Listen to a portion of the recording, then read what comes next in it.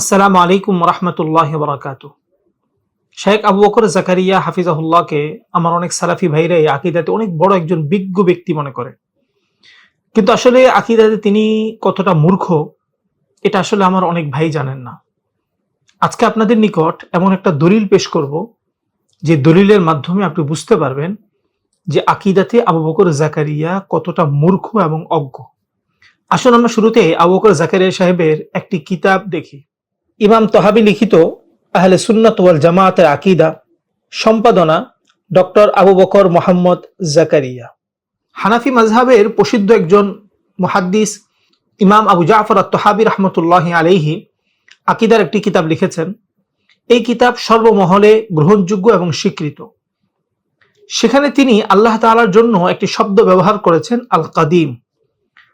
তো কদিম শব্দের দুটি অর্থ। একটি অর্থ হলো যেটা জাদিদের বিপরীত বা নতুনের বিপরীত, অর্থাৎ পুরনো। যেমন আমরা বলি বাইতুন কাদিম, একটি পুরনো বাড়ি। তার মানে হলো এই বাড়িটার একটু শুরু আছে কিন্তু এখন সে পুরনো হয়ে গিয়েছে।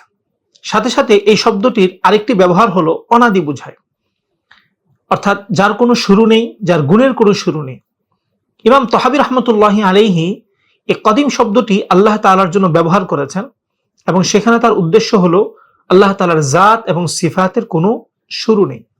তো ইমাম তহাবি রহমতুল্লাহি আলাইহি এই বক্তব্যের টিকায় আবু বকর জাকারিয়া সাহেব কি লিখেছেন, আসুন আমরা একটু দেখি। কাদিম বা প্রাচীন শব্দটি লেখক আল্লাহর জন্য ব্যবহার করেছেন, অথচ এই নামটি মহান আল্লাহর নাম হিসাবে কোরআন ও সুন্নায় আসেনি। এটা তো কেবল কালাম শাস্ত্রবিদরা উল্লেখ করেছে। পরবর্তী পৃষ্ঠায় তিনি লিখেছেন, তারপরও এটাকে আল্লাহর নাম হিসাবে গণ্য করা যাবে না, কারণ কোরআন ও হাদিসে সেটা নাম হিসাবে সাব্যস্ত হয়নি। শেখ আবু বকর জাকারিয়া সাহেব এখানে তিনটি দাবি করেছেন। প্রথম হলো এই কাদিম শব্দটি কোরআন এবং সুন্নাহে আসেনি। 2 নম্বর হলো এটাকে আল্লাহর নাম হিসাবে বলা যাবে না। 3, এটা হলো কালাম শাস্ত্রবিদ যারা তাদের আবিষ্কার। আসুন আমরা প্রথমে একটু দেখি এই শব্দটি হাদিসে পাওয়া যায় কিনা। যেমন দেখুন, আবু দাউদের হাদিসে এসেছে, عن النبي صلى الله عليه وسلم أنه كان إذا دخل المسجد قال أعوذ بالله العظيم وبوجهه الكريم وسلطانه القديم من الشيطان الرجيم। নবীজি সাল্লাল্লাহু আলাইহি ওয়াসাল্লাম থেকে বর্ণিত, তিনি যখন মসজিদে প্রবেশ করতেন তখন বলতেন, আমি বিতাড়িত শয়তানের অনিষ্ট থেকে মহান আল্লাহ, তার সম্মানিত সত্তা এবং তার কাদিম বা অনাদি ক্ষমতা ও কর্তৃত্বের আশ্রয় কামনা করছি।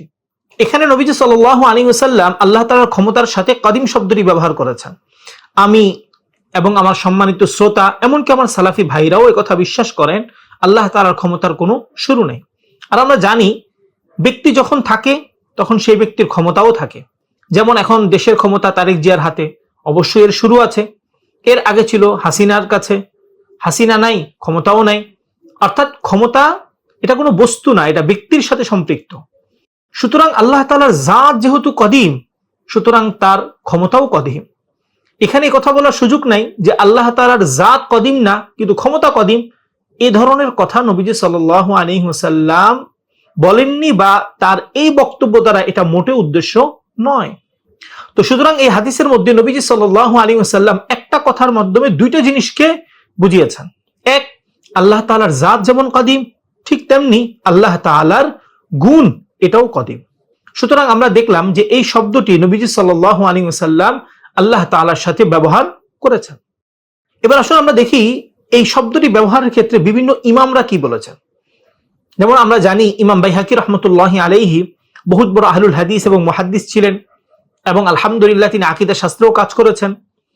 তার আকীদার উপর আল্লাহ তাআলার নাম এবং সিফাতকে নিয়ে একটি প্রসিদ্ধ কিতাব আছে, তার নাম হলো আল আসমাউ ওয়াস সিফাত। ওই কিতাবের মধ্যে ইমাম বাইহাকি রহমতুল্লাহি আলাইহি লিখেন, বাবু যিকরিল আসমাইল্লাতী তাতবাউ ইসবাতাল বারি জাল্লা সানাউহু ওয়াল ই'তিরাফ বিওজুদিহি জাল্লা ওয়া আলা মিনহা আল কাদিম ওয়া যালিকা মিম্মা ইউসারু আন রাসূলিল্লাহি সাল্লাল্লাহু আলাইহি ওয়াসাল্লাম। আল্লাহ তাআলার অস্তিত্ব প্রতিষ্ঠা এবং তার সত্তার অস্তিত্ব স্বীকার করার পর যেসব নাম উল্লেখ করা হয় সে নামগুলোর আলোচনা। এর মধ্যে একটি নাম হলো আল কাদিম, আর এই নামটি রাসূলুল্লাহ সাল্লাল্লাহু আলাইহি ওয়াসাল্লাম থেকে বর্ণিত হয়েছে।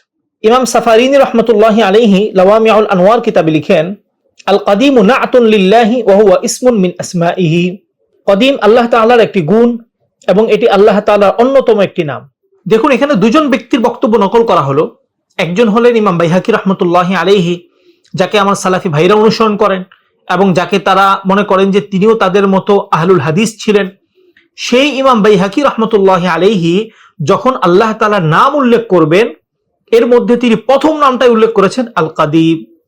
এরপর তিনি দাবি করেছেন যেটা নবীজি সাল্লাল্লাহু আলাইহি ওয়াসাল্লামের হাদিস থেকে প্রমাণিত। অনুরূপ ইমাম সাফারিনী রহমতুল্লাহি আলাইহি স্পষ্ট ভাষায় বলেছেন, কদিম যেমন আল্লাহ তাআলার একটি গুণ, ঠিক তেমনি এটা আল্লাহ তাআলার একটি নাম। এবার আপনি একটু চিন্তা করুন, আবু বকর জাকারিয়া কত বড় মূর্খ এবং অজ্ঞ। কদিম শব্দটা আমরা হাদিসে পেলাম, আবু বকর জাকারিয়ার দাবি এটা হাদিসে পাওয়া যায় না। তার দাবি হলো এটা আকীদা শাস্ত্রর বা কালাম শাস্ত্রবিদ যারা তারা আবিষ্কার করেছে, অথচ আমরা দেখতে পাচ্ছি এই শব্দ খোদ নবীজি সাল্লাল্লাহু আলাইহি ওয়াসাল্লাম থেকে প্রমাণিত। এরপর সে বলছে এটাকে আল্লাহর নাম বলা যাবে না, অথচ ইমাম বাইহাকির মতো ব্যক্তি, ইমাম সাফারিনী রহমতুল্লাহি আলাইহির মতো এত বড় আকীদা বিশেষজ্ঞ এবং এত বড় আহলুল হাদিসরা পর্যন্ত স্পষ্ট আকারে বলেছেন এটা আল্লাহ তাআলার গুণ এবং এটা আল্লাহ তাআলার নাম। এবার আপনি একটু চিন্তা করুন, আবু বকর জাকারিয়া কত বড় মূর্খ এবং কত বড় জাহেল। আমরা সকলে জানি ইমাম তাহাবী রহমতুল্লাহি আলাইহির যে আকীদার কিতাবটি, এটা সর্বমহলে গ্রহণযোগ্য আলহামদুলিল্লাহ। যেমন দেখুন ইমাম সুবকি রহমতুল্লাহি আলাইহি মুঈদুন নিআম কিতাবের মাঝে এই কিতাবের সম্পর্কে লিখেন, অবিল জুমলাতে আকীদাতুল আশআরি হিয়া মা তাদাম্মানাতহু আকীদাতু আবি জাফর আত-তাহাবী আল্লাতী তালাক্কাহা উলামাউল মাযাহিব বিল কবুলি। ইমাম আবুল হাসান আশআরি রহমতুল্লাহি আলাইহির আকীদা মূলত সেই আকীদাই যা ইমাম আবু জাফর আত-তাহাবী তার আকীদা গ্রন্থে বর্ণনা করেছেন। ফিকহের মাযহাবের আলিমগণ এই আকীদাকে সদরে গ্রহণ করেছেন এবং একে সঠিক ও গ্রহণযোগ্য আকীদা হিসাবে মেনে নিয়েছেন। আবু বকর জাকারিয়া সাহেব মূলত দেহবাদী আকীদা প্রচার চেষ্টা করেন। তো ইমাম তাহাবীর যে আকীদা, এটা আহলুস সুন্নাত ওয়াল জামাতের আকীদা। তিনি যে এখানে সরা লিখেছেন, বিষয়টা এমন না যে তিনি আসলে এখানে ইমাম তাহাবীর বক্তব্যকে ব্যাখ্যা করার চেষ্টা করেছেন, কারণ একজন ব্যক্তির সকল বক্তব্য আসলে কখনো ব্যতিক্রম হয় না। ইমাম তাহাবীর যে বক্তব্যগুলো আবু বকর জাকারিয়া সাহেবের দেহবাদী আকীদাকে প্রমাণ করে না, সেগুলোকে বাদ দিয়ে দিয়েছে বা সেখানে তিনি ভুল ব্যাখ্যা করেছেন। আর যে সমস্ত বক্তব্যগুলোর ক্ষেত্রে তার সাথে এবং ইমাম তাহাবীর সাথে কোনো দ্বিমত নাই, সেগুলোকে তিনি স্বাভাবিকভাবে তিনি রেখেছেন।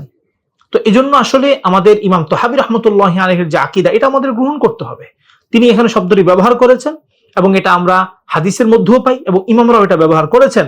আবু বকর জাকারিয়া এখানে যে কথাটা বলেছে, এটা হলো তার সুস্পষ্ট একটা মূর্খতা এবং তার একটা অজ্ঞতা। এই জন্য আমার সালাফি ভাইরা, যদিও আপনারা আমার কথায় রাগ করেন, আমি আলহামদুলিল্লাহ আবু বকর জাকারিয়া সাহেবের কিতাব যত গভীরতার সাথে পড়েছি, আপনারাও ততটা গভীরতার সাথে পড়েননি। এবং আমি তার আলোচনা যত শুনি বা শুনেছি, আপনারাও আমার মনে হয় না তার আলোচনা এত শুনেছেন। বাস্তবে আমি পেয়েছি তাকে যে আকীদাতে আগাগোড়া মূর্খ একজন ব্যক্তি। সে মূলত তার দেহবাদী আকীদাকে প্রচারের জন্য যা করার সে তাই করে। এজন্য শুধু একমাত্র দুনিয়ায় তার আকীদাই সহি, আর কারো আকীদা কি নেই, সহি নেই।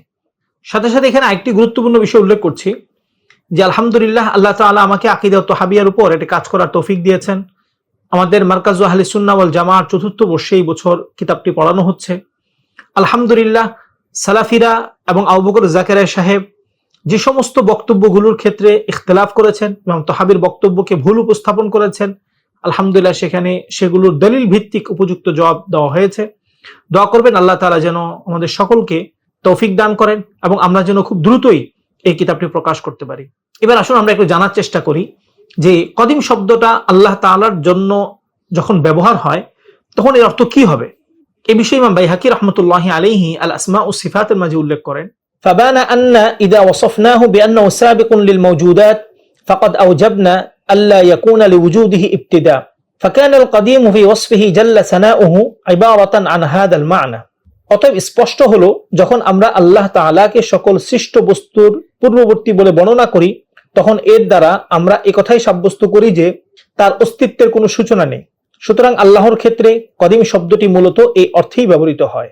আশা করছি আপনারা বুঝতে পেরেছেন যে কদিম যে শব্দটা, এই শব্দটা আল্লাহর ক্ষেত্রে যখন ব্যবহার হয় তখন এর অর্থ এটা নয় যে আল্লাহ পুরনো, নাউজুবিল্লাহি মিন যালিক। অর্থ হচ্ছে বিশ্বজগতের যা কিছুই আমরা দেখি সবকিছুর একটা শুরু আছে, কিন্তু আল্লাহ তাআলার কোনো শুরু নেই। এবং এই কদিম যে শব্দটা, এই শব্দটা মূলত আল্লাহর ক্ষেত্রে যখন ব্যবহার হয় তখন এই অর্থেই ব্যবহৃত হয় যে আল্লাহ তাআলার জাত এবং সিফাতের কোনো শুরু নেই। সুতরাং কদিম যে শব্দটা, এটা আল্লাহ তাআলার জন্য ব্যবহার করা, এটা সুন্নাহ দ্বারা প্রমাণিত, ইজমা দ্বারা প্রমাণিত, ইমামদের বক্তব্য দ্বারা প্রমাণিত। সুতরাং আমরা আবু বকর জাকারিয়া সাহেবের মতো এত বড় একটা গণ্ড মূর্খের বক্তব্যের ধোকায় না পড়ে যেটা সুন্নাহ দ্বারা প্রমাণিত আমরা সেটা গ্রহণ করার চেষ্টা করি। সর্বশেষ আমার সালাফি ভাইদের নিকট অনুরোধ থাকবে যে সালাফি নামক এই দেহবাদী আকীদা বর্জন করুন এবং হানাফিদের যে আকীদা, এই আকীদা সহি আকীদা, কোরআন সুন্নাহের আকীদা, এবং এটাই মূলত সালাফদের আকীদা। আর যেটা সালাফি আকীদা, এটা হলো দেহবাদী আকীদা, এটা হলো সালাফ বিরোধী আকীদা, এটা হলো জাল জাইফের আকীদা। সুতরাং আপনি সালাফিদের এই সহি নামক দেহবাদী আকীদা বর্জন করে হানাফিদের যে কোরআন সুন্নাহের আকীদা, যে মজবুত আকীদা, এটা গ্রহণের চেষ্টা করুন। আল্লাহ তাআলা আমাদের সকলকে তৌফিক দান করুন, আমিন। ওয়া আখিরু দাওয়ানা আনিল হামদুলিল্লাহি রাব্বিল আলামিন। আসসালামু আলাইকুম ওয়া রাহমাতুল্লাহি ওয়া বারাকাতুহু।